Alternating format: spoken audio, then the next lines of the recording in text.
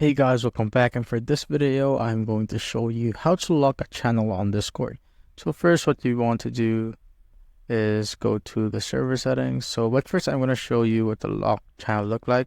So basically I'm the server owner, so all of the padlocks that you see here, the little padlocks, all of those channels are locked, but not for me since I am the server owner. So I can access all of it. But if let's see if I am another member or another role, I'm going to show it to you guys. So just go to server settings. So you don't need to go through this, but I'm going to show you what it will look like if I'm not the server owner. So I'm just going to go here and view server as roles. So currently I'm viewing the server as everyone. So like the non-role members.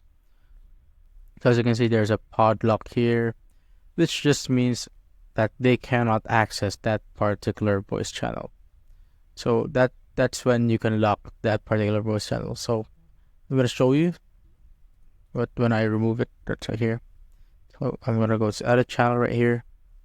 Go to permissions with everyone. So I'm gonna go click on view channel, just like so. Save changes. They could also connect just like so. Now if I'm gonna go to the view as another role, let's see what will happen. View as server role. As you can see, the general channel is now open and is not locked.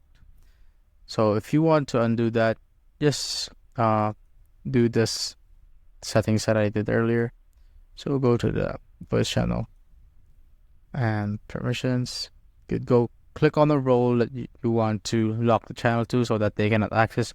So let's say if I don't want the unverified members to access this particular channel, I'm gonna click on the view channel as X and also the connect as X. For if you want everyone to join the channel and connect it, just go with here and here. If you want to undo it, just click on both of these. And that's it, guys. If you found this video helpful, simply leave a like below or subscribe because it helps reach more people. See you on the next one.